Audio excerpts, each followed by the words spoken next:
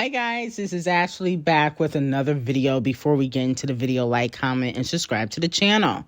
So it looks like Nicki Minaj and D0JA Cat will be competing for the top spot on the Billboard Hot 100 next week. So Nicki Minaj's Super Freaky Girl is now challenging Post Malone and D0JA Cat's I Like You to re-enter the top 10 on the Billboard Hot 100. As we know, Taylor the Icon had took up the 10 spots this week on Billboard, but they're saying next week it won't be that way. So it looks like D0JA Cat and Nicki Minaj are going head to head. Let me know who will be in the top 10. Now, I like D0JA Cat, but I don't really care for this song. I Like You, I think is kind of boring. Vegas is a much better song, in my opinion. So, I think that if the Barbs really try, they can get that top spot. But if they don't, then it's going to D0JA, okay? Because D0JA Cat, she already gets a lot of radio play. Her streams are good. And she got Post Malone, who is an industry fave. Moving on to Walmart Beyoncé. So it looks like Walmart Beyoncé is getting dragged on social media because of the way she sang the national anthem at the World Series, okay, yesterday. Now, I watched it, and to me, she sounded nervous, okay? She sounded nervous. The pitch wasn't that great. The runs weren't the best. And it seems to me that she was kind of nervous. She might have had a lot on her mind.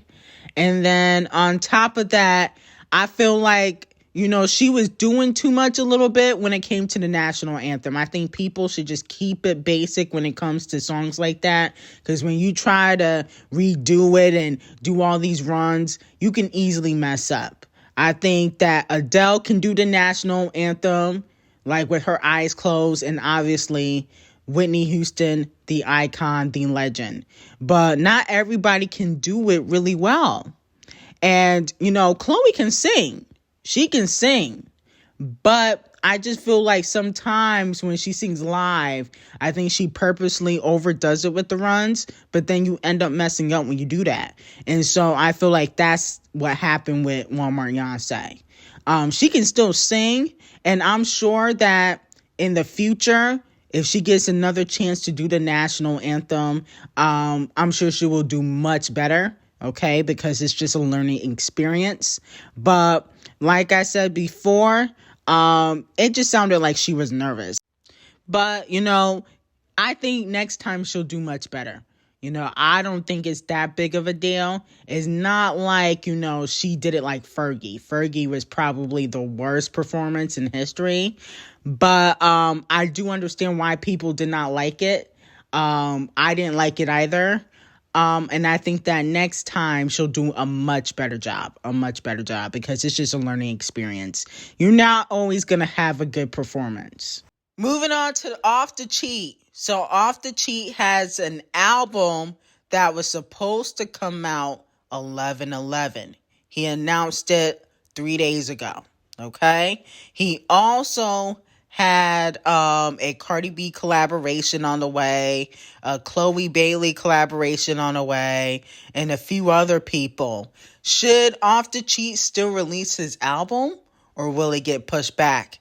I don't think it's time for an album right now for Off the Cheat. He don't even got no hit songs. I mean, what's the point? You know what I'm saying? I think that he could push it back, unless he's trying to do a tribute to Takeoff and, apologize to Quavo and make amends to Quavo in a song, then I'm here for it. But if he's trying to throw shots at Quavo and throw shots at Lil Baby, you can keep it, okay? Because we don't have time for all of that. There's enough violence going on in the rap world. We don't need any more dissing or taking shots. It's not the time for that, okay? Especially after you left the group. They did not leave the group. You left the group, okay? So technically, it's your fault why the group is not together. And that's really no shade. Well, actually, it's P from QC's fault. Because, he wasn't paying them. Because he gave the money to Lil Baby.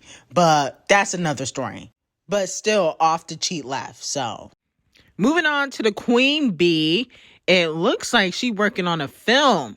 So Sid, who is a R&B artist, shared a note that the Queen Bee sent to her with some flowers. You know, Queen Bee loves sending flowers. And she said, "Thank you for contributing so much to the film.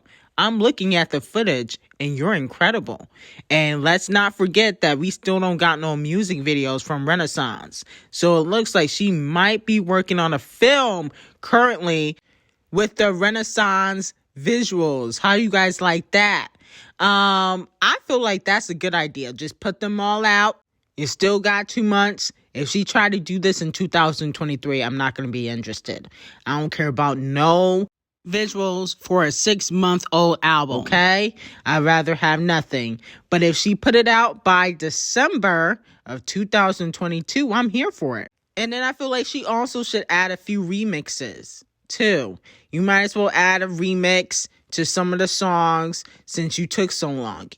Cuff It, America, We Got a Problem, Alien Superstar. They all deserve remixes with some fire artists, okay? So I think Queen Bee should work on that too. And then also I think we should get a documentary with that, because what have you been doing for the past 2 years? You know, I need a documentary or something. I mean, it just seemed like you just leaving us hanging.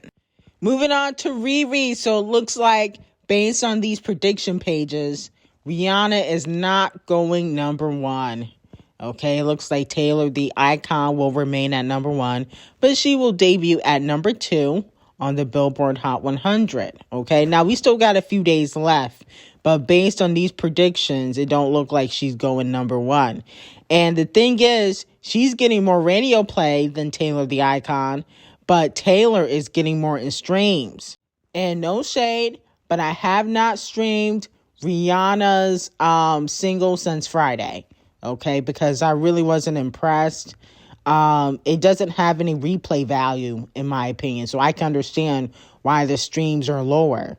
And unfortunately, it don't look like the radio play is going to carry her to that #1 spot, but maybe the next single will, okay? If she do a different type of single, to me, Rihanna got to go back to the basics. She got to go back to showing her titties, you know, twerking, whining.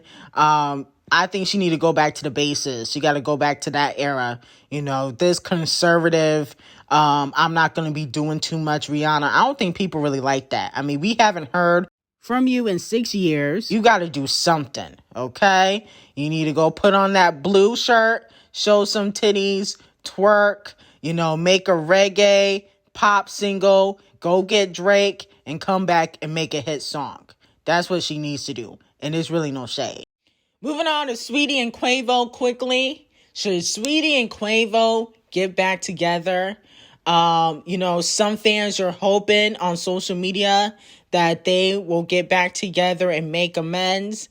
After Saweetie smashed Lil Baby, I don't know if that will ever happen, because, you know, she smashed the homie or the enemy. She know that Quavo don't mess with Lil Baby, and she still, you know, decided to sleep with him, but he also cheated on her.